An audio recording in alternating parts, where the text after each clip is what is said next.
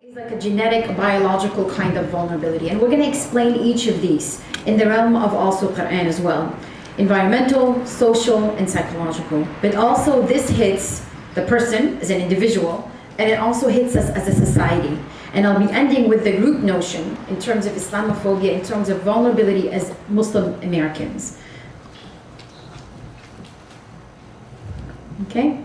So let's begin with the first one, environmental vulnerability. And these two verses, or three verses I have up there, kind of remind me of, maybe I should read them first. So it reads, Bismillah ar-Rahman ar-Rahim, هو الذي جعل لكم الأرض ذلولا فامشوا في مناكبها وكلوا من رزقه وإليه النشور. That Allah subhanahu wa ta'ala has made this earth for us. Basically, dalula means that it is vulnerable to us. It is subservient to us, so we can walk on it. It's flat for everybody, right? Anybody can walk on it. It's not like, okay, you're a believer, it'll be flat and nice for you to walk on. You're not a believer, you're not a Muslim, that's it. The earth will stop being flat for you here and you cannot keep walking on it. So that's very nice. It gives you this feeling of security that you can go, you can be on your phone walking, you know that it's going to continue being flat and you can keep walking without having to look, is the earth going to end here? So that's really nice. But then Allah subhanahu wa ta'ala very quickly, before we get very secure and feeling that we're kind of like invulnerable, Allah then says in the next couple of verses, أَأَمِنْتُم مَّن فِي السَّمَاءِ أَن يَخْسِفَ بِكُمُ الْأَرْضَ فَإِذَا هِيَ تَمُورُ أَمْ أَمِنْتُم مَّن فِي السَّمَاءِ أَن يُرْسِلَ عَلَيْكُمْ حَاصِبًا فَسَتَعْلَمُونَ كَيْفَ نَذِيرٌ. Then Allah says, wait a minute, don't be so secure and comfortable and walk on this earth feeling like this earth is offering you the security and you're not invulnerable. You are indeed invulnerable. Are you sure? Are you 100% sure that as you're walking, there's nothing that will descend from the sky, or that the earth will not open up and swallow you, or that there's going to be an earthquake? We're not sure. We can be sitting here and an earthquake can hit us. There's nothing we can do about that. That's a vulnerability. That's an environmental vulnerability we can't really control. We have to be comfortable with that. And then he says, are you sure when you look at this beautiful sky and it's blue and it's up there, there's nothing that's holding it up there and there's nothing wrong with it, that there isn't going to be a storm that's throwing you with stones, or a storm that will damage you? We don't know. So this is, their security is the basic kind of general rule. But don't forget that we are invulnerable on many, many different levels. The sky, the heavens, it's something that really is in the same surah where Allah subhanahu wa ta'ala talks about the sky and says, look at the sky twice. Do you see any problem with the sky? Is there any kind of opening, anything wrong? And I love to talk about that verse with people who doubt, or people who are atheists, to say that everything pretty much since the earth has been created or evolved, or however theory you want to talk about, has changed. There are places that were tropical and now they have ice, glaciers. There were places that were ice places or very cold and now they're tropical areas, right? So things have shifted around. And the only thing that Allah subhanahu wa ta'ala says in the Quran, out of everything that He has created that will never change, is the sky. It's the only thing that was predicted in the Quran, it will never change. Nothing about the climate was guaranteed, nothing about the weather, nothing about the ozone layer, nothing about the flatness of the earth. None of that was guaranteed except for the sky. And indeed, it says that, in the same surah actually, that if you look and look again, there's never going to be any openings, any splits, any kind of anything wrong with the sky, subhanAllah. Okay. The other kind of vulnerability that we're all kind of at risk is that beyond somebody's control is your genetics, right? Everybody comes into this world, the genetic scars were shoveled, in your favor or not in your favor, and you can't do anything about that. Pretty much, so if you have a genetic predisposition to a disease, yes, you should be healthy, you should do all of that, but at the end of the day, your genetics will pan out, right? Your attractiveness level, you're tall, you're short, that's the way you came into that world. You can't really do something about that. Are you able to have children? Are you not able to have children? Are you able to give birth to only boys, to only girls? This is something that is not within your control. So Allah subhanahu wa ta'ala says in the Quran that Allah, He gives to whomever He wants children, and He prevents others from having children. He gives to whomever He wants boys and whomever he wants girls, or just makes you impotent altogether and not able to have kids. These are things we have to come to terms with. We can't really question. And subhanAllah, the person, some of my teachers were some of the people that were hit with some of these invulnerabilities, and how they're very accepting of things is just, you feel like Allah subhanahu wa ta'ala has chosen them to have this vulnerability in order for them to just live for Allah subhanahu wa ta'ala. Like, for them it's a blessing, it's a reminder. Okay? And then from another dimension, just to follow the kind of like the 5 dimensions that you guys have already addressed in this program, is psychological vulnerability. Okay? We know that 1 in 5 Americans suffers from a mental disorder or a psychological disease, right? That's 20%. That's a lot. That's a big proportion. So depression is the second leading cause of disability. 1 every 10 die from alcohol-related causes. And don't be thinking that, oh, the Muslim community, well, we don't really have alcoholism, or people don't drink. People drink in our community. People have addiction diseases. Everything that is in the society at large, you do see it also exhibited and expressed in our community as well. But somebody who suffers from depression, and subhanAllah, may Allah reward all of the nice shuyukh and speakers, but this has happened twice so far, where I have been at a qiyam at one of the masajids, and the shaykh, mashallah, said so many things I've benefited from tremendously. May Allah subhanahu wa ta'ala reward him for that. But then the youth was asked, I'm pretty sure it was a young person, to text anonymously a question. And this poor young guy, from the text I can tell he's a young guy, he said that he suffers from depression, he struggles with depression, and his advice. He asked the sheikh for his advice. And then the sheikh answered with, well, you need to pray more, you need to become more religious, kind of thing. And of course, being more religious, of course, being in a community, of course, visiting the masjid regularly will help mitigate and decrease and soften the symptoms of depression a little bit. But we ought to understand that sometimes your test in life is depression. That is the test that Allah subhanahu wa ta'ala has chosen for you. And sometimes if you tell someone it's all in your head, or if you can become more religious, you might have pushed that person who might be already praying, who might be already fasting Mondays and Thursdays, who might be volunteering in the community to be like, you know what, with all of this, Allah still can't see me as good. I'm coming out of this religion. With all of this, and if the reason why I have depression because I'm not a good Muslim, despite all of what I'm doing, I don't want this God. I don't want to worship this God. That's extreme intolerance. Or that they commit suicide, even worse. I don't know what happened to this young man, and it bothers me. I think about it. What happened to him after he heard this answer? What happened? Or the other day I was listening to the Friday sermon, and mashallah, really a lot of gems he was saying, and I learned a lot from this person. And then it says, and I think he even said, Wallahi, he said that if that everybody's practicing Islam and all of this, and we're all religious, we would never need psychologists or counselors, and then we'd go out of business.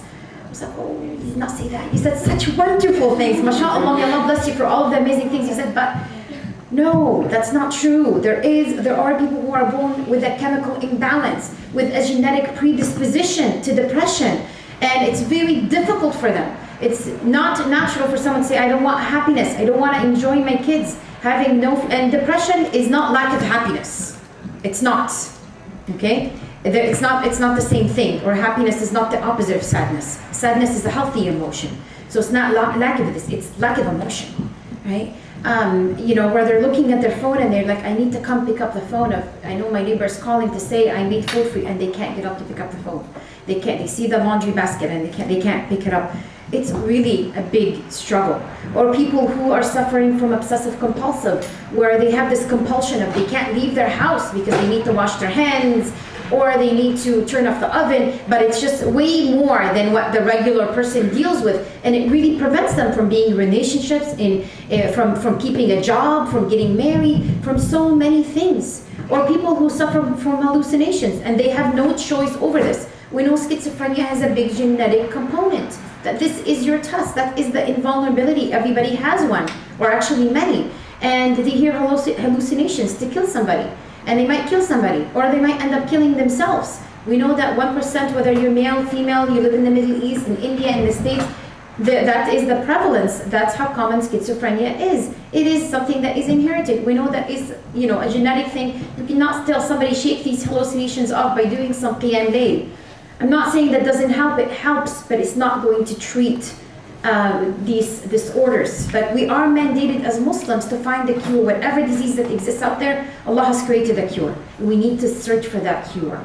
But these are some real struggles, as real, if not more devastating than the physical, medical ones, because we don't know too much. Depression at best, treatment is 50% of the cases, at best. So 1 every 2, that's not that much. And the struggle they have to go through to find the right medication, if they're gonna go that route, which I don't really condone, or if they're gonna find and the stigma in the community and all of this.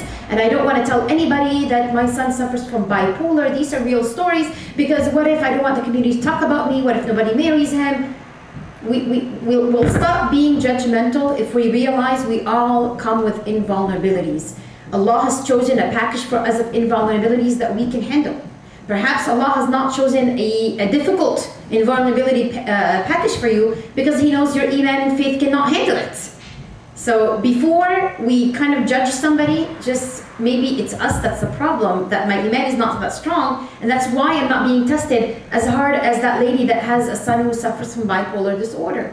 But the point is not for us to say, subhanAllah, if it's somebody from the family, mashallah, they're so religious, Allah has decided to test them so hard. That's why, because they're so religious. And the person that's not from my family or somebody that I don't like, Allah has decided to give them that as a punishment, as iqab for all their bad deeds. That's not my decision to make that, and there's no way for me to know that. That's for Allah subhanahu wa ta'ala to decide. Okay, the other thing is that also you can be born with certain traits. We know that traits does have a genetic kind of biological component that makes you vulnerable to certain diseases. So research talks a lot about personality type A and B. This is something that is very well supported by research, by thousands of research. This is not like a personality test on Oprah.com or Dr. Phil or anything like that. So this is something that's really supported by research. And the reason why research talks about it a lot, because type A personality is associated with some serious medical conditions. Okay? Some of you are laughing. Okay, because maybe you're like, oh, that's me. So type A personality is exactly what an outcome-driven society thinks of as heroes and as accomplished people. And that is, you're very competitive, you're very achievement-oriented, you're that A students that if they got, somebody got a higher grade than them, they have a really bad day. Time urgency, so there's never enough time in the day. There's, time is always basically their supervisor. Like they're always running out of time. Time is always yelling at them that they're late. There isn't enough time. The other day I realized that, subhanAllah, I rush my prayers to make sure that I have time during the day to finish things up. And then I realized that maybe that is the problem, that maybe I actually need to take my time when I'm praying to save my time, because time dimension is one of the other creations of Allah subhanahu wa ta'ala. Time, space dimension, these are creations of Allah subhanahu wa ta'ala, just like the sun and the earth.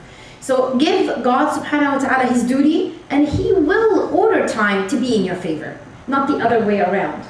Anger and aggressiveness and hostility. So very sarcastic people, they always have these amazing comebacks, and you're like, oh, I want to be like that. Never mind, that's probably the entertainment business after 10 p.m. at night time. That's the whole entertainment business, is hostility and how to come back and how to make jokes that are satire. This is not very Islamic. Like, that's not a very Islamic way to be. It might be entertaining, but it's not a healthy way to be. Let's just not even say Islamic at this point. But this anger, aggressive, hostile kind of behavior, that when we look at these people, when we examine their blood, that they actually have a much higher chance of having clots in their blood. And subhanAllah, when you are mad or when you get angry and where you're stressed out, your body releases some types of chemicals, hormones, that make your blood thick, like honey, and sticky. So then if you happen to eat unhealthy, and everybody who lives in America with the obesity rate, a lot of people eat not that healthy, and because of the time constraints and all of that, except probably you, you're probably eating healthy, And then you eat, fat or fried food, and here's some Velcro material for this fat to stick. All of a sudden, your vessels get narrower and narrower and narrower. A little bit of anger, a little bit of stress, heart attack, stroke, you die. And it's the first time last semester that I was telling my students when I was giving a lecture on strokes. Usually I talk about it in the realm of an aging disease. Like these are one of the diseases. People get old, they get strokes, they get Alzheimer's. And this is the first time last semester that I said this is no longer an aging disease. That people who are young now get strokes. People in their 30s are dying from heart attack. Okay? And it's almost the way that they're living, the anger and hostility really does shorten. There's even a hadith about what anger can do to you. And now we know from research it's because your blood actually gets thicker and becomes like a Velcro for all of the very bad things that we eat to stick and make your vessels smaller and smaller. If we happen to have some equipment measuring sweat glands, heart rate, and a person when they're talking, like a person with type A personality will have their heart muscle, or because it's beating so fast, will have their heart muscle really at work. Okay, a person with a type A personality. We call them animated, heated. They had a heated discussion. Well, that certainly left a fingerprint, that's for sure, in your heart. And I know usually we say that, this person has a big heart, how sweet, she has such a big heart. From a medical standpoint of view, having a big heart is very bad, okay? Because a heart is pretty much, probably that's the most well-exercised muscles in our body, but it's the one that you want to exercise the least. Because the more your heart beats fast as a result of being stressed out, angry, discontent with your vulnerabilities, not accepting of what Allah subhanahu wa ta'ala has said, it's you banging against the wall. Like when you say, this vulnerability, I just will not accept that I can't have children. This vulnerability, I just will not accept that my son is suffering from schizophrenia. Why me with depression? I do all of this for the kid, why me? And that kind of discourse, you end up increasing your heartbeat, you end up exercising your muscle, and we know that enlarged heart is one of the risk factors of heart disease. So that's definitely one muscles you do not want to exercise. Okay, another personality type with an even bigger heart. Obviously not in a good way, that these are people who are also hangry and hostile, but this anger and hostility is turned inward. Okay? Some people define depression as anger turned inward or against yourself. So these people have higher levels of negative emotions. They depression, worry, very irritable. Like it's very easy to really tick these people off, really highly irritable. They are also don't have the social skills. So they're very shy and they are not, they get anxious in social situations. So they're double hit because they need help, right? They need help. And instead of immersing themselves in a supporting community, they turn people off by their irritability and by their refusal to accept and deal with social situations that will support them. These people really need help. Or if you have that personality type, you can just think, with yourself. And there's nothing wrong. Again, like I said, there is a genetic component to this. Some people, if you're a mom and you have children, you know that your child, even before age 5, they have a personality, and it's pretty set, and that's the way they are. And they're very different than their siblings. That's the trait that they were born with. The point is recognizing, okay, maybe I am more vulnerable to a type A personality, and therefore my risk for heart disease is higher.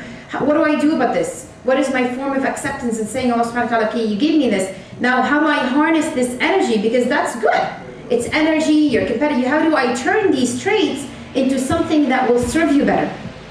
How do I accept this? And accepting this would be me saying that, thank you Allah for that blessing. I know that it might be making me vulnerable for certain things. How do I have this package so I can better serve myself first and the community? Okay. Okay, but this is a question that atheists, and this is not a new question. Why did God create evil? If God is so amazing that you worship, and God is the most merciful, why on earth was there an earthquake? Why was there a hurricane? Why did that happen? Why did thousands of people die in such an atrocious way? Why are there refugees in Syria? Where is the God that you worship? Why is it happening to Muslim countries?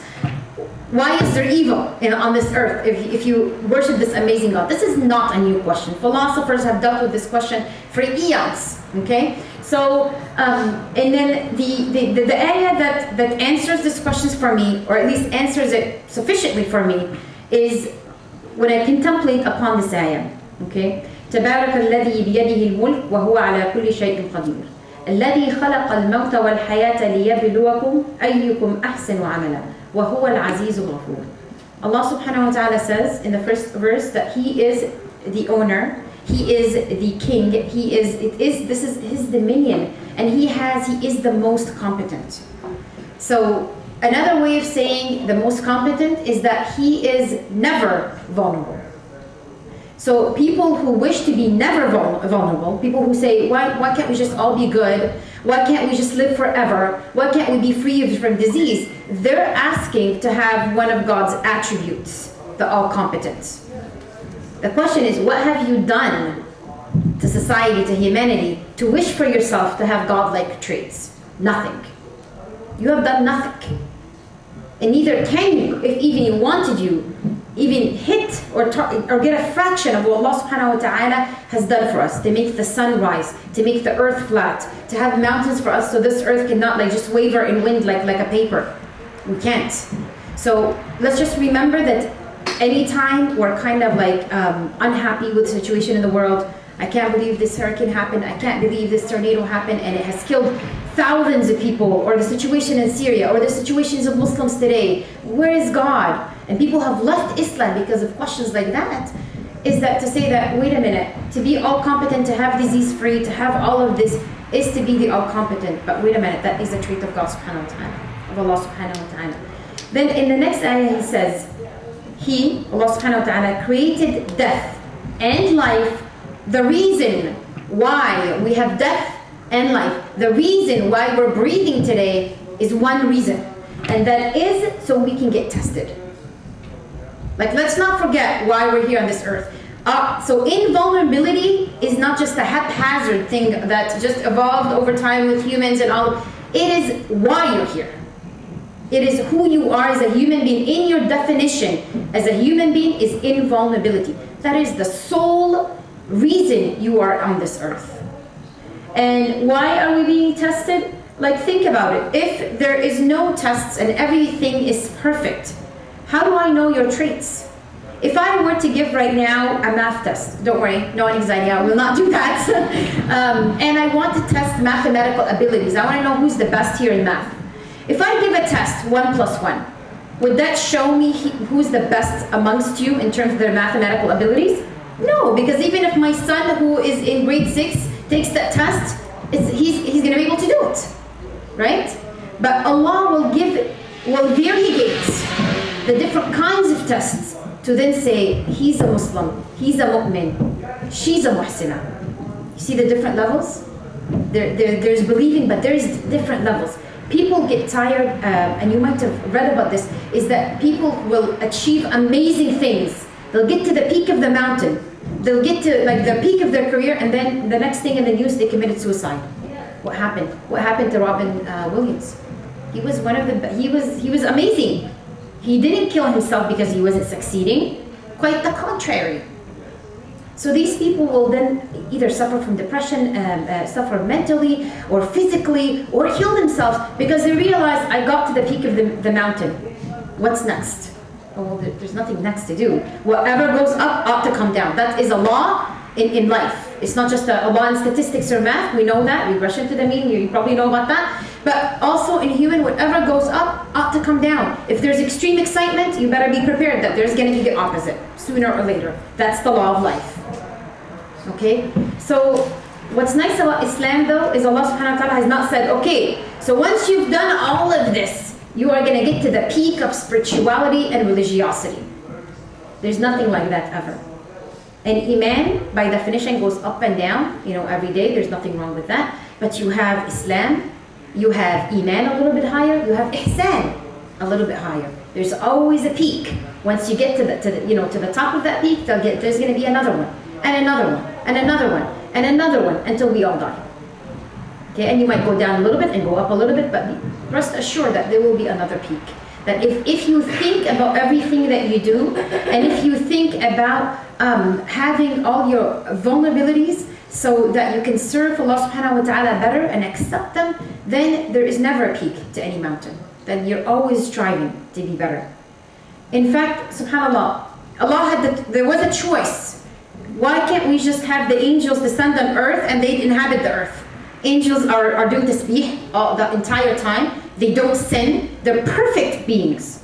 They are perfect beings. Why not have them? Why would you bring the human being with all their invulnerabilities, with all the evil inside them, to be pedophiles, to be alcoholics, to want to kill people, to want to be mass murderers? Why would you choose that over angels who will keep this earth environmentally 100% sane? Why not? Right?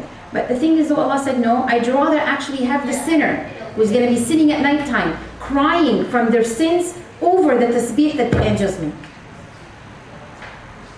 SubhanAllah, if you think of gold, right? If pure gold, you can never buy jewelry that's pure gold. But you can get it in carats, right? Where there's 10, there's 14. Well, if you go to the Middle East, there's never 10. But 10, 14, I think it goes 18, 24, whatever, right? But it's never 100% pure. To make gold a marketable product, you have to put in there some imperfections. Like to make gold perfect for human consumption, you have to insert in there imperfections. Does that make sense? How does this imperfection come? With extreme heat. Extreme heat. So now the level of imperfection determines the 14, 18, 24, whatever it is. It's the same thing for Muslims. For the human being to be ready as a product for this earth, there ought to be sins, there ought to be imperfections in there. The number of imperfections or sins that you make will make you the 14, the 10, 14, 24, I don't know how high it goes, but will make you that. But even the most religious amongst us, the most spiritual, the best amongst us, has an amount of imperfection and sins.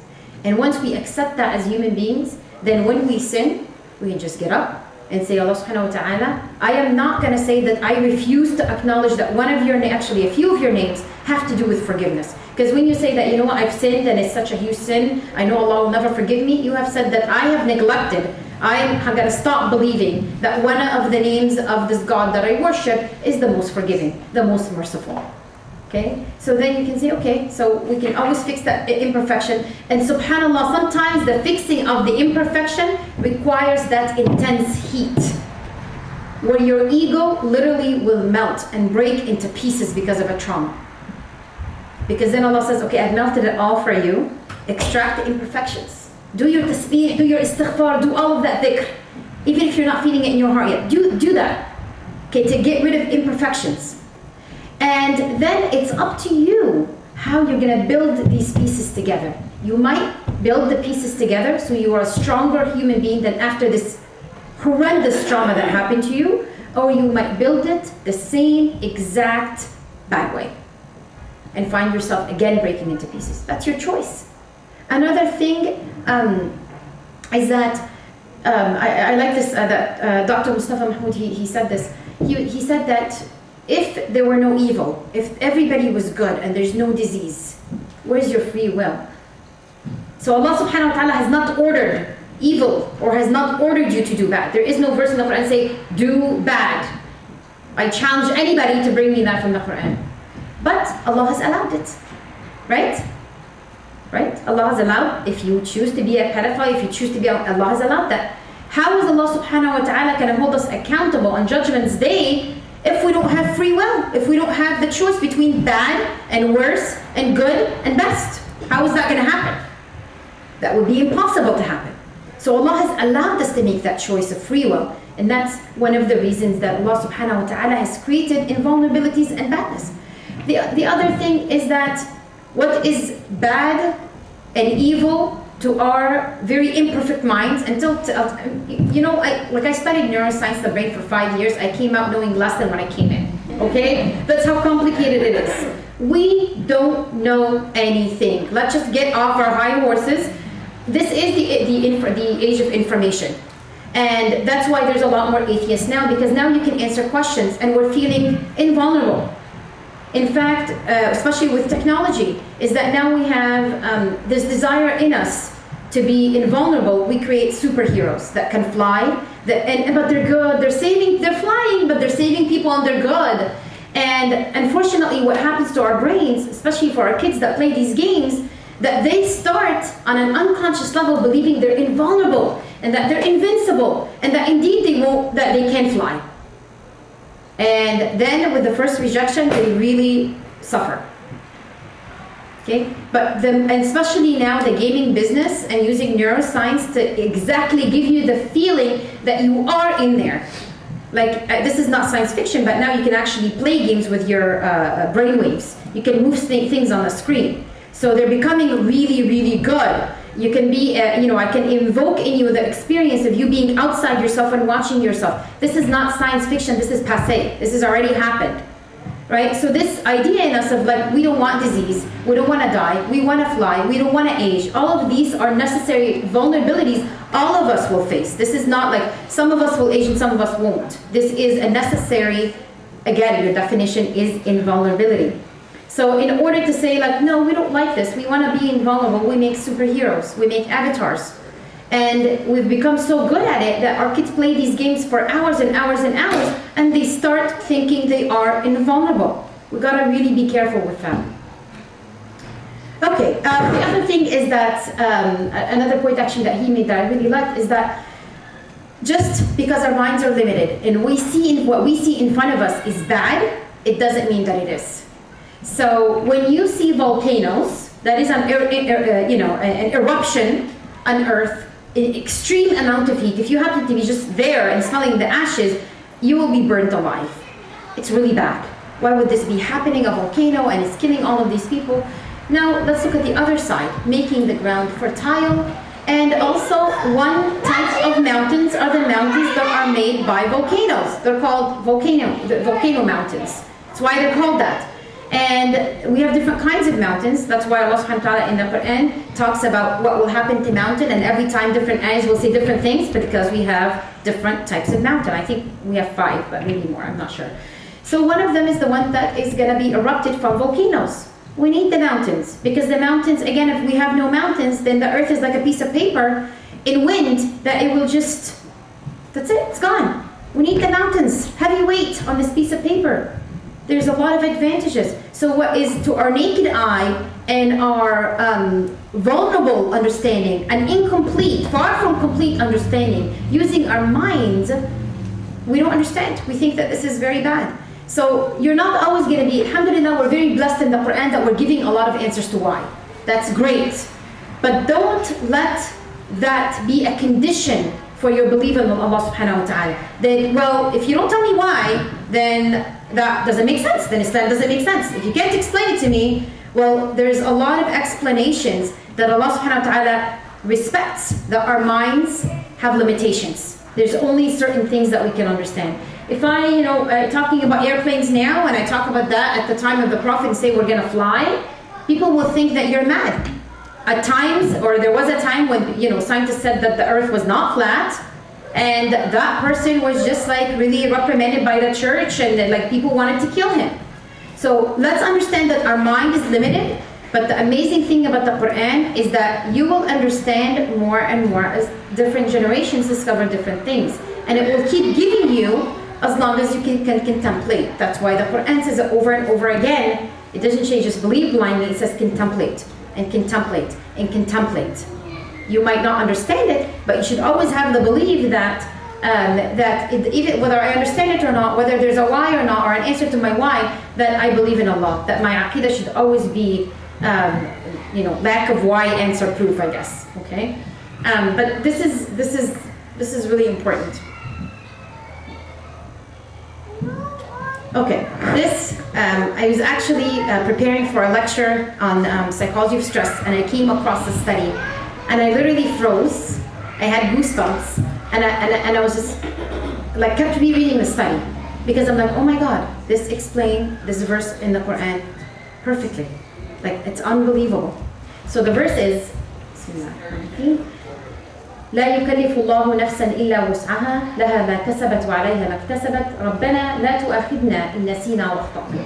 ربنا ولا تحمل علينا إصرا كما حملته على الذين من قبلنا ربنا ولا تحملنا ما لا طاقة لنا به واعف عنا واغفر لنا وارحمنا أنت مولانا فانصرنا على القوم الكافرين. This ayah has du'as in it, okay? And the du'a in this ayah is we're asking Allah subhanahu wa ta'ala that please forgive us for things that we have forgotten, we forget. And don't give us things that we can't tolerate. You know what we can tolerate. Do not burden us. Do not test us with things that you know we can't tolerate. And forgive us, bless us, and so forth. So the study that just literally gave me goosebumps. The study said that they did the study in animals, and what they found is that animals that are stressed repeatedly, but to a level that they can tolerate, are the best fit. How so? Is that when they face stress in the future, their body doesn't overreact with stress hormones that I just told you make your blood thick and a lot of other things, right? Then it kind of like calms down in its reaction. And not only that, but when the stress reaction begins, you'll come back to baseline much faster. Now let's put the two together. So in this ayah, why would you not in this ayah say, oh Allah, please keep me stress-free? Have you ever seen a dua that says, oh Allah, please keep me stress-free? Never expose me to any stress. I've never come across any dhikr or dua that asks for that. And certainly in this ayah, what does it say? It doesn't say don't stress me. Indeed, it's saying stress me out, give me stress. The ayah is asking Allah subhanahu wa ta'ala to actually give me stress. What is it asking for? It's asking for stress that is repeated, but you can handle, and that's tolerable. Can you see, do you see the link? It's asking for exactly what was just discovered, a couple of years ago. Is that not to stress me out or not to give me stress, but please, Allah, I'm making dua, give me stress, give me tests that I can succeed in, that I can tolerate, and that is repeated. That's exactly what that study has shown. The best is not to be stress-free, but to actually have a little bit of stress that is repeated, that you can handle, that you have demonstrated yourself that you can handle this, that you can succeed.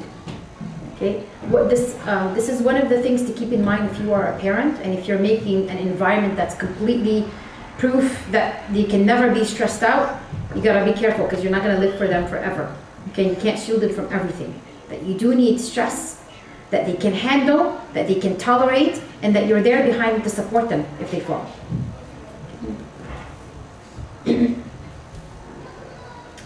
Okay, so in other words, again to just summarize that study in light of that verse, is that vulnerability with strength equals resiliency. Does that make sense? That vulnerability with strength equals resilience. In other words, vulnerability that you have shown to yourself you can handle. That you have shown to yourself when a trauma visited you or a vulnerability happened to you, or you heard that your son, your daughter, God forbid, something happened to them, it found you in better iman and in better faith, leaves you more resilient and with thicker skin for the next time this happens. This is not just psychologically, but on a biological level as well. Okay,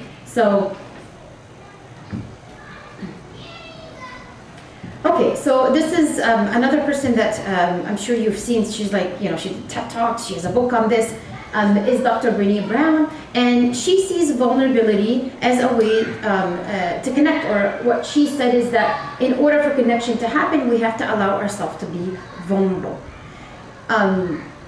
One thing that I think about a lot, especially in an individualistic society, not so if you come from a tribal kind of society or ideas, is that if we're becoming more and more self-sufficient, we're becoming more and more do-it-yourself. There is like do it for dummies for everything. Like there's, I don't know, Islam for dummies, cooking for dummies, baking for dummies, marriage for dummies. Like there is like a series for everything. Marriage for dummies, but they stay dummies, I guess. I don't know. But there is all like do-it-yourself kind of thing. Like, you can now do your taxes yourself. You can, help your kids yourself with softwares online. You can order your groceries online. You can have virtual friends. You can have play a computer game with yourself and compete against your best levels. You can be alone a lot of the times. And again, the more we feel like it's so amazing to be invulnerable, because now everybody, for some reason, is Mr. Important. I mean, I saw a post that Sheikh Jamal posted the other day, is that everybody's posting stuff that everybody's posting stuff about how knowledgeable, or like things as though like they're knowledgeable. I'm not saying it as eloquently as he did, but very little people have time offline to actually acquire knowledge, which requires commitment and some serious patience. And he's very right. Everybody's just thinking they're very important with their Facebook pages and with their, all of these things that allow you now to publish your posts and stuff very quickly. You sound important. Do you want to publish your post now? Like it just sounds like you're important. And the thing is though, at the end of the day, none of us are important, including myself. At the end of the day, we're all going to be food for the worms. That's our destiny. Like, I'm sorry to put it, but at the end of the day, we're all going to go to the earth that we came from, and our bodies are going to decay in the most gruesome, not very good looking way, and we're going to be food for the worms. That's our ultimate destiny. I don't care who you are. We're not that important to earth. If we were that important, we would be living here to make sure that every human has a chance to get this piece of goodness out of you. But that doesn't happen. So being vulnerable, or being okay with being vulnerable, is a way for us to commit. When you say, I can't do this, I'm invulnerable, and you can help me, and I need you, that's friendship. It's very difficult to see friendships like that anymore, because friendships now, it's when somebody asks you, how are you, dare not to say, actually I'm not feeling that great, and here's what happened, because the person is going to be like, I really was hoping for the standard answer. I didn't think so. How about you? And then how about you? And as you've already walked and you're in the car, so you're not really expecting an answer. But there is no, having vulnerabilities now is like a weakness. If you're not putting a post about how your husband surprised you for a Hawaii trip, or how your kid really excelled and got all these awards, I don't see my kid got a C under tests, which makes people, the normal has shifted. Then you feel like, oh my God, I better hide in my house, not let anybody know really who I am. Because if they really find out, they're gonna think I'm this mental nut case. Because my kids answer back, my kids do this, there is fights in the house, my husband is not buying me trips for Hawaii, or even outside Orange County. So what is going on? You know what I mean? But what we don't know is, I wish these photos come with history. That you have no choice but to post that history. Like, my husband surprised me with a Hawaii trip because I caught him cheating on me, and that was a way to make up with it. Real stories. But or that A came after we spent thousands of dollars in tutoring, but really I did that because my child suffers from a learning disability. That's a much more connection conversation than my kid just got 10 awards. And then you're sitting there and your kid comes home and like, I got a C, and you just slap them in the face. What are you doing? People are getting in spelling bees and we don't realize that there is no schedule for development. That, imagine if Allah subhanahu wa ta'ala hold us to the same standards. Oh my God, if you're not an A worshiper, I don't want you in this house. I'm gonna kick you out of this dunya. But Allah accepts F students, F worshippers, D worshippers, not even on a scale worshippers, right? Accepts all of that as long as there's progress. And even if there's no progress, he says, that's fine, make tawbah again, and let's start all over again. Imagine if this conversation is for myself before any parent in this room, okay? But we really, vulnerability helps us be human beings, and once we realize that we are human beings, we'll realize that we need other people. The reason why we don't all have the same vulnerabilities is so that we can help each other. What you don't have, I have. What you have, maybe I don't have. And then it's a complementary kind of relationship, right? There's bacteria and disgusting things that live in your gut, but you need these disgusting things that live in your gut because it helps you digest. In fact, if you don't have them and it's super clean, you're gonna suffer with digestive problems. So we need that. Whatever vulnerabilities, we need to complement each other, and we need to be frank. I love it that one time my neighbor, she doesn't live there anymore, but I think she moved to San Diego. She struggles with depression, and our kids would play, in front of the house. Not anymore, but because there's psychos that live everywhere. I came out of that bubble very quickly, and then. She's saying, oh, do you have a book on depression? I struggle with depression. But seriously, I was just overtaken by how confident she was about her vulnerability, about how accepting she was of her vulnerability. Can you help? Do you have a book on this? I suffer from depression. Here she is showcasing vulnerability. I'm not saying when you showcase your vulnerability, be a victim. I don't like that style at all.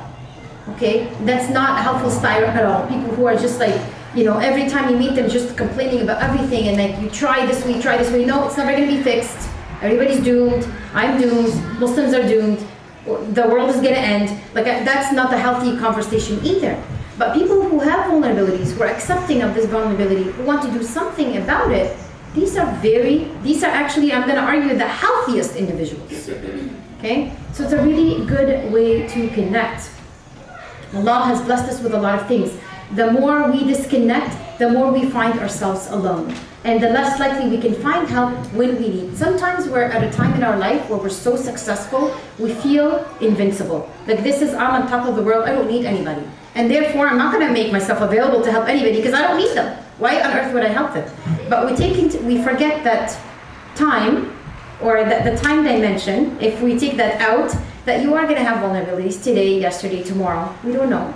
And you don't know when you need this person. And then by that time though, you've already become this, I'm an invulnerable person, I'm the superior person, that you have already alienated yourself because you have become this elite person. You start by saying, I'm only going to be friends with these people because they're, they match me in knowledge, wealth, or whatever it is, or they drive the same class of Mercedes. Like you hear things like that. And I'm like, are you serious? Anyhow, and then you find that, oh, no, they're actually not good enough. I just found out yesterday that I'm actually better than all of them. And I don't need any of them. And you find yourself alone. And then somebody dies. Something happens to your kid. You suffer from an illness. You get diagnosed with cancer. And you need somebody to talk to. And I'm sorry, you've alienated yourself because you thought this would never happen to you. And there's one thing that I can guarantee. I guarantee that sooner or later, all of us, no matter how strong we are, we will be tested with some invulnerability. Okay? So, she found in one of her studies that people who embraced vulnerability, that they describe vulnerability not as a victim kind of mentality, but they describe vulnerability as this is something that is beautiful. It's something that made them unique and beautiful. Your package of vulnerabilities is what makes you you. And that she found that once people kind of like realize that yes, we are vulnerable, I know my vulnerabilities and have accepted their vulnerabilities, that they actually become more happy and that they were more creative than people who did not. So by you refusing to accept what Allah subhanahu wa ta'ala has blessed you with, your vulnerabilities, you are refusing to other blessings, such as being more creative, such as being more happy, such as a lot of other things, such as connecting with other people who maybe like you start this and that, support groups are one such amazing example. Is like they did the study and they found that in cancer patients that who go to support groups, like your genetic vulnerability is there, you are going to die from the cancer, it's terminal, but they lived a whole 18 months longer the ones who went to support group. The one that said, I have a problem, I'm dying from cancer, I'm accepting this, let's have a support group. A year and a half is maybe enough time to see your daughter give birth. A year and a half is maybe enough time to see your daughter graduate from kindergarten. A year and a half is enough time to see your boy mature all of a sudden and is no longer doing bad, impulsive things. This is in camera. Okay, so that is quality time. So for us to be vulnerable and connect on that vulnerability is one of the best things. In fact, use your vulnerability when you're making dua to Allah subhanahu wa ta'ala. Use your vulnerability when you're having munajah, a conversation, a discourse back and forth with Allah. Like, so when Surah Maryam, right, chapter Maryam, when you look in there and you read the story of the Prophet Zakaria, right, when he didn't have a boy, and it was the Jewish tribe and having a boy, and he saw how it is and like how important it is to have a boy. So he would secretly say, not Allah, I need a boy, to really show them who's the man. But basically, he said that Allah, I am weak and you know that. I am old, and look at my hair, it's all gray, and I know that. Ya Allah, can you grant me a boy? He listed all of these vulnerabilities in secrecy, in a type of munajah between just him and Allah subhanahu wa ta'ala, admitting all of these vulnerabilities, and then said, would you bless me with what I'm not worthy of this? It's not possible. Would you bless me in light of all of these vulnerabilities with a boy? and indeed he did. Okay, so use your vulnerability. You Allah, you know, you made me have tendencies to have this type A personality, and I didn't like how I was very irritable. That I don't want to be like this to people who I love. I don't want to be like this with my kids. Ya Allah, grant me patience because I don't want to be screaming and yelling and irritable. And at times we can't control it. Like sometimes you're yelling and screaming, or you're in a fight and you're like, I want to stop, but you can't stop. Like I'm sure we've all been in that situation. And like you're standing watching yourself from outside, and you're like at times you end up and you just start crying or laughing or both, because you can see yourself from outside. You're like, what am I doing? What did I just say? Like what did I just say? Like seriously, that is just. I better like invest not in a college fund but in a therapy fund for this child. You know what I mean? So like it's okay to admit these vulnerabilities and make dua that Allah makes you more patient. That this is your personality and your traits and your predisposition to help you get over them. Okay, and then she also found that I really like this. She said that really the root of the word cœur, like the word courage comes from cœur, comes from heart. Like in French, cœur means heart. So the word courage, the word actually courage, comes from heart. Not comes from the opposite, but comes from actually heart. It means, it used to mean when the word courage first came, like in terms of like the root of the word, it actually came as a way of describing people who have no problem being vulnerable and actually speaking their mind by talking out of their heart. That's the meaning of the word courage. The word courage does not mean that I'm going to hide my vulnerabilities. I'm going to hide all of the challenges I have as a parent. Like, oh, your kid does that? Oh, alhamdulillah, mashallah. Maybe Allah subhanahu wa ta'ala has blessed me with the perfect child. But they never do, you know, they're all A's. I have it easy, alhamdulillah. Like, you hear these conversations and like, are you seriously saying that to that lady who's just saying she's struggling, she's crying about her kid is not praying, and you're like, oh my kid, you know, they wake up in the last third of the night and they do qiyam. I'll have my kid talk to your kid to talk substance. No, she does not want to hear that from you.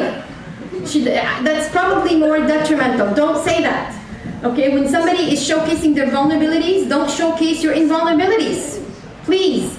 Okay? And that now, like that's the courage or being a hero is not, we've changed the word hero, I think anyways, to mean superhero. It's for somebody to be a hero, they have to be superhuman. Because the word hero comes from entertainment, from the cartoons, from the avatars, from the video games, and the hero you see there is always, and they convince you, they're so amazing and conniving, is that, but the hero is saving the world, but the superhero is saving the world. But at the end of the time, there's a hero in every single person, in everyone in this room, and everyone out there if they choose to. You don't have to do amazing things. You can just do doing your daily life and having a normal day, in my opinion, is a hero nowadays. Okay? So we don't need extraordinary, superheroes. We need ordinary people who can deal with just common life in a peaceful manner, in a way where they do not reject their faith. That is what courage is. Okay, so we've got to have courage to be imperfect. That's the first thing when I did my master's in psychology, the one thing they told us about over and over again is have the courage to be imperfect. Okay? And the courage to be an imperfect parent, courage to be an imperfect spouse, courage to be an imperfect worshiper who sins. These are all really important. And if you contemplate this ayah, so the ayah reads, Bismillah, يريد الله أن يخفف عنكم وخلق الإنسان ضعيفا. Allah is saying, Allah subhanahu wa ta'ala wants to lighten up, to make things easy for you. Why? Like the answer to why He's created us so He's made human beings weak. I don't like that. Really, it's weak is I would say vulnerable. Okay, but contemplate with me 1 second. Please. Is that Allah subhanahu wa ta'ala says Allah wants to make life easy for you, to lighten up the load for you. To lighten up the load in this dunya. As a result, therefore, hence, all of the synonyms you can think of for therefore, He has created you weak. He has created you vulnerable. That this is a blessing. So people or atheists who reject a God, and how can He be so merciful? How can you believe in that if there's no evil. And if the world is so bad, and if humans are so weak, if there's really God, there should be no disease. Why would somebody die from cancer? Why would we have diseases like that? Okay, that this is actually a blessing for us. A blessing. Okay, so it's really good to balance vulnerability with compassion. If we don't have vulnerabilities ourselves, how can we ever feel compassion for someone, right? And remember, one of Allah's name is that the most compassionate. Is that realizing that we are at risk of being vulnerable, yesterday, today, or tomorrow. Time to me doesn't matter. It's all the present moment in Allah's eyes, or that there's no time dimension in Allah's eyes, or no space dimension. Okay, but that being 100% self-sufficient, like I said earlier, that's not going to work. If Allah subhanahu wa ta'ala, so, okay, here it is. Allah has created in you, in humans, the machinery and has made you predisposed and at risk of being vulnerable, environmentally, biologically, psychologically, spiritually, in all kinds of dimensions. He's giving you that. He's blessed you with that. At the same time, He also gave you the machinery in your brain for compassion. Why on earth would there be cells in your brain that process compassion and make you compassionate if we don't have vulnerabilities? Why would you need compassion? If everybody's so perfect and 100% goodness and there's no disease, why on earth would you need compassion? But you have the machinery in your brain, that are actually called mirror neurons, in your brain to actually allow you to put yourself literally in the other person's shoes. Compassion. There's actually cells in your brain that process compassion.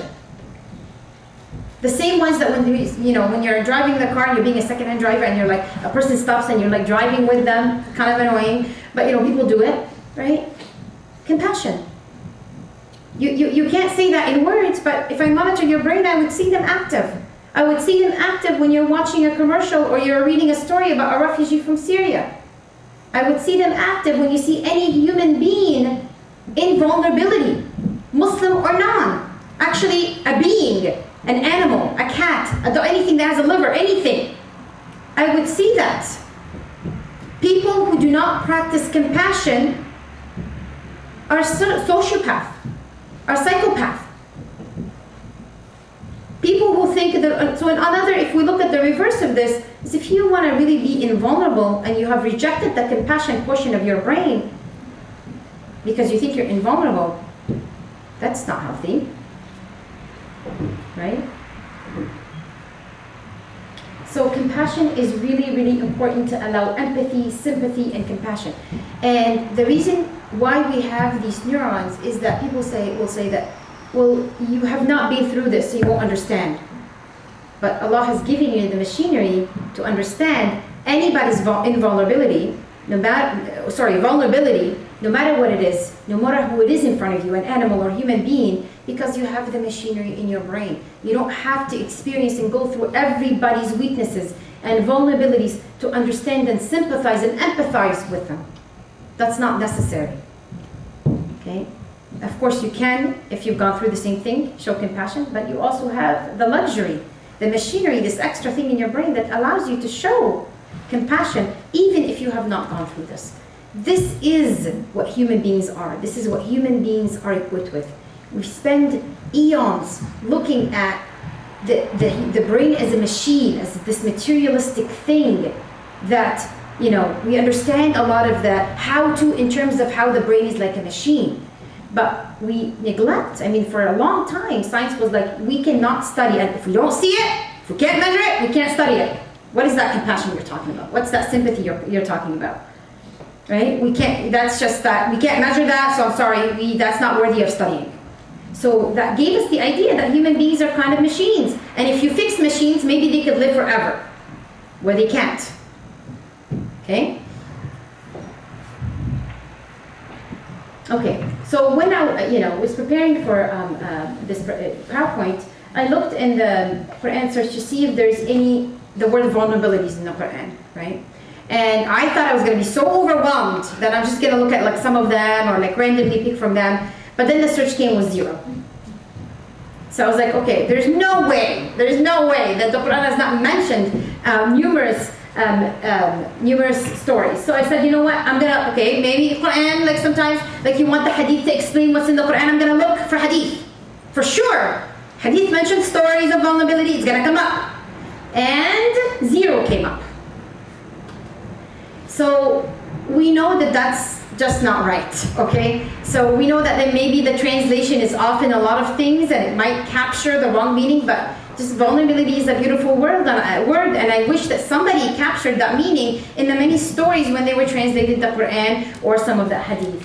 So you see here, I mentioned a couple, I know we have to end by 12, is look at the cave story, right? Is that إذ أوى الفتية إلى الكهف فقالوا ربنا آتنا من لدنك رحمة وهيئ لنا من أمرنا رشدا. These young men were saying, we're not invincible young youth that can just take on the world. These old people just need to go for the world to be better. They're saying, oh God, we're invincible. Our iman is vulnerable. That's how good they were. They're saying, our iman is vulnerable and we can no longer protect our faith. Help us, right? And you can just go forward, I'll just explain this, I won't read it. Is that also in Surah Al-Kahf, the cave, it talks about 2 men. Right? The conversation between 2 men about the garden, and then one man says, oh, you walked into my garden, look at me. Allah has blessed me with more land than you and with more boys than you. Look at this garden will never, ever stop being green. He said, and in response to him and says that you shouldn't say that, right? I am a man of less faith than you and my garden is not as beautiful as you. But you shouldn't be proud of all of this garden that's not even your own doing. Sure, you put the water and the seeds, but how do you guarantee it comes out? Do that in the desert and see if it's going to come out, if you think that you're this amazing person. You can go ahead. And then he entered his garden, and read what Allah subhanahu wa ta'ala says in this ayah. He says, وَدَخَلَ جَنَّتُهُ وَهُوَ ظَالِمٌ لِنَفْسِهِ. He says that he entered his garden and he has been unjust to himself. He was, by being, I'm invulnerable. Remember I said earlier that Allah, He wanted to lighten things on us, so He's created us vulnerable. And this guy is saying, I'm invulnerable. My garden is invulnerable. I have all of these followers. He said this to the other man. And he said, you know what, you were unfair to yourself. You were unjust to yourself, and look what has happened. He walked into the garden and it was obviously not green anymore. Not only that, but Allah has made it smooth so you can't even walk and stroll in His garden. Okay? So, and then reminding us that when he was having a conversation with him, he said that, have you disbelieved in He who created you from dust and then from a sperm drop and then proportioned you as a man? Like, that's not, my dear brothers and sisters, let's not forget, we were created from nothingness. From what some of us call dirt sometimes, and by the most aggressive detergents to move them. That's what we were created from nothingness. And we will go back to nothingness. Okay? So, if we keep defining our humanity in terms of our body, let's remember that the body was just created haphazardly, randomly, to be merely a vessel to carry your soul, your nafs, and your ruh. That's it. There's no other function for this body but to be a vessel. So when we think our biggest problem is aging, that's a problem of the body. And it's something you're going to have to accept.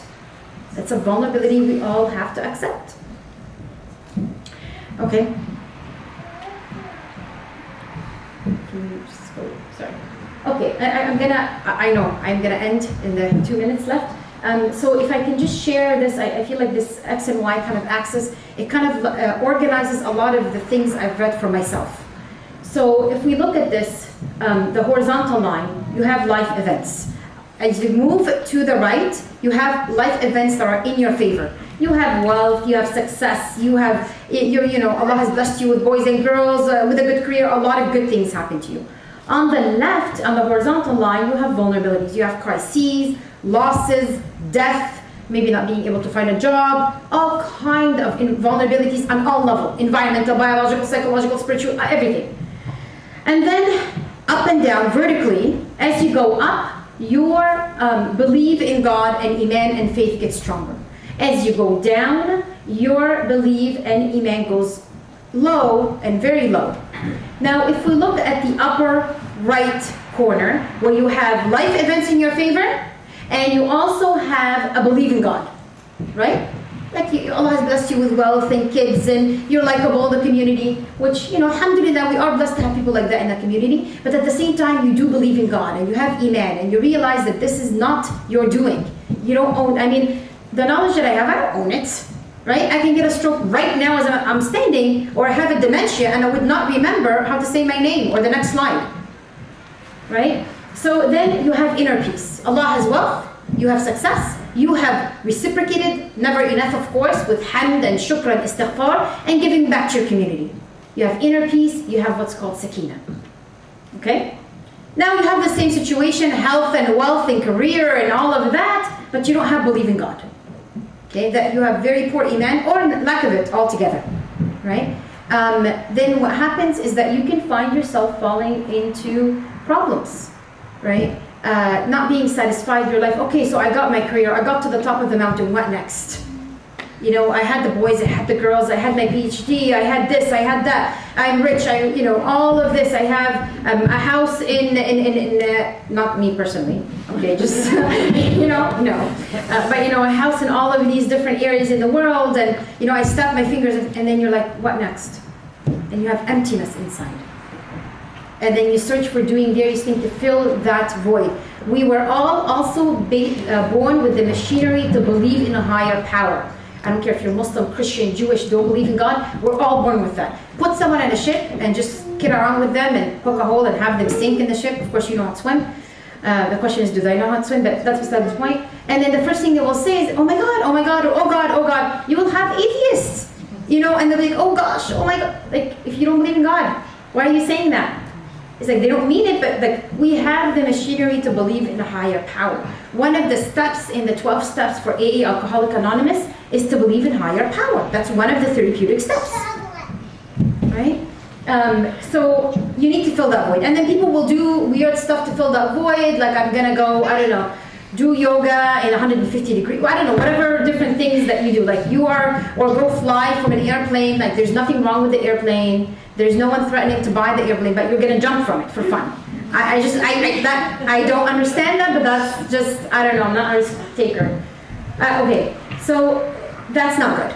Now let's look at the other misfortunate side, is that you do have vulnerabilities, that you have losses, you're not able to have kids, you're infertile, you can't find a job, you don't have that much money, you're struggling paycheck to paycheck, or don't even have a paycheck, you don't have a place, all of these vulnerabilities. But at the same time, you have iman and faith in God. So with every vulnerabilities, you're down on your knees to your Lord praying. With every vulnerability, you're saying to Allah, and you're remembering your place in the world, that yes, Allah, I am vulnerable. And I know you're reminding me because you like me. And maybe I have forgotten. And you use this vulnerability to kind of like get brownie points with Allah and say, okay, I get it, And the losses and the vulnerabilities, see the complete opposite in terms of success, but it also gives you sakina and inner peace. We all know, or I hope, I'm blessed to know very rare people like that. Like things have happened to them in life, and subhanAllah, you talk to them and you're like, as a result of my profession, you're like, you would never guess the amount of work that you do in the community, the amount of volunteer, the amount of times they volunteer to teach kids Quran, to do all of this with a big smile on their face. You would never think what their life is like. And it's not what their life is that they're showing this face, is that you cannot hide sakina. You cannot hide the tranquility and the nur, the light that comes out of a believer's face. You can't hide that. So, and then you have the opposite, somebody that's in losses and vulnerability. Well, God, why me? Why me? I prayed to you. I did my dhikr. I did all of this. Well, I'm going to stop this. You better give me what I want. Okay, this is too many vulnerabilities. And then they either come out of Islam, their aqidah starts to have holes and more holes, and then they look for answers somewhere else who seemingly might help with the vulnerability, and then you're in the same place as the other person. So tranquility or sakina has nothing to do with the number of blessings and whether you are extremely invulnerable or not. It has to do with how you receive these invulnerabilities. So to me, sakina is when vulnerabilities visit your heart, and it leaves your heart in better iman than it when visited your heart. See, that is true sakina. And honestly, I'm jealous and envious of anybody who has that sakina, because it is truly like to feel secure, not anxious of what might happen tomorrow, not regretful of what happened yesterday, not satisfied with the present moment. To have that is just an unbelievable place to be. Okay, but it's a working process. If you want to increase your sakina, increase your dhikr. Whether you mean it or not, I don't care if you're religious, if you're not religious, if you pray, if you don't pray, if you're a hijabi, if you're not. I don't care where you are, because I've been at every single station of these stations. Just increase your dhikr, and eventually your heart will soften. Even if you don't, you're like, well, but I don't know what I'm saying, and I don't understand it, and my heart's not feeling it, it's okay. Slowly, slowly, slowly, your heart will soften. And you, hopefully, inshallah, you'll take a step closer to sakina. I know I've overstayed my welcome, so I'm going to end now. Barakallahu feekum for being so attentive. Whatever badness or wrongness that I've said is for me, and whatever perfection or knowledge, this is all that Allah subhanahu wa ta'ala has blessed me with. Barakallahu feekum. Assalamu alaikum.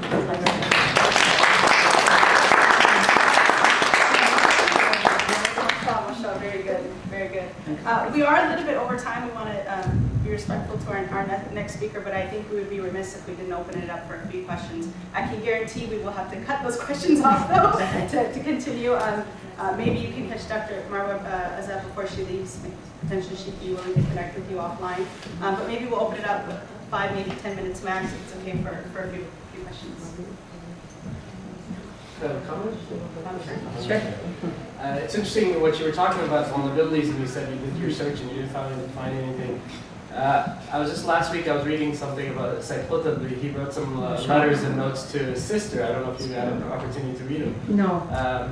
So what he said was interesting. He wrote this thing to his sister, and he said, we don't measure life by number of years. Mm-hmm. We measure life by experiences, by feelings. Actually, the word is feelings.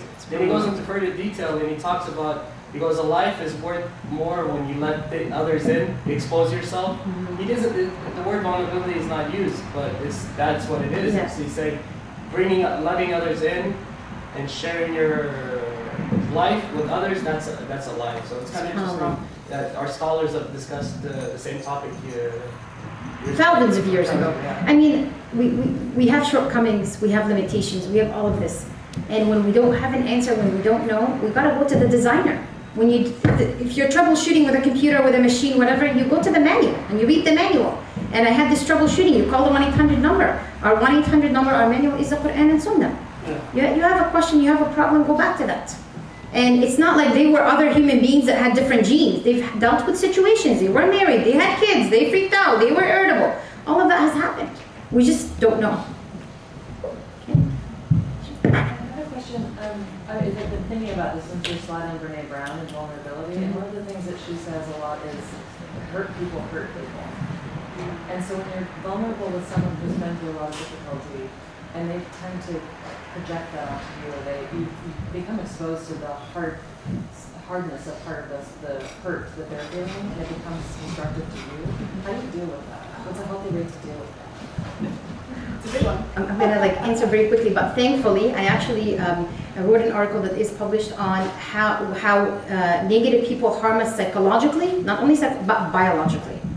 5 things that I won't have time to capture very quickly right now. But having negative, remember I said vulnerability, you wear your vulnerability with finesse and acceptance. And you can have the same person who went through hardship and actually feel like you're actually getting positive energy from her because how she accepted and how she dealt with these vulnerabilities. So maybe you can just, or maybe if you send me a message on Facebook, I can send you the article. That's a much longer response. So yeah, any of the women, you can just look me up on Facebook and add me. If you are a male, just drop me a message saying that I attended your lecture, because I won't add a male that I don't know. So just let me know, and then I'll gladly add you. But for the females, no problem. And maybe I can add also, I was remiss in stating up front, Dr. Azab is a writer and a blogger for Huffington Post, so you can, I'm sure, Google and find lots of great things she's written. She's, inshallah, in April, going to be a 2-time TEDx speaker. So inshallah, pray that it happens. I haven't written my script yet. inshallah, it will happen. I think it's going to be at Long Beach, right? CSU Long Beach. Yes, inshallah. So if you're interested in seeing her again, that is definitely an opportunity, inshallah, in April. And my first TED Talk is also online, so you can. Yeah, the first TED Yeah. Talk, yeah, which is really good. I've seen that. She speaks a lot in the Orange County community, or maybe not a lot, frequently in the Pretty Orange much a County. minute every message there, yes. And you did mention in just a few weeks you're going to be at the Islamic Center of San Diego. Yes. Okay. Yes. So she's around. Yes. Connect with her, find her. Inshallah, you can connect with her on Facebook. I will also mention in closing that this lecture will be available on iswb.org or .com. Our website, .org, for only the first 2 weeks of February. So if you are, I know I'll be watching it at least a few more times during that time. If you're interested in watching it again or maybe sharing with someone that wasn't here today, it'll be available for just the first 2 weeks of February. So keep that in mind as well. Jazakallah khairan. That was amazing. Thank you so much. Very, very good.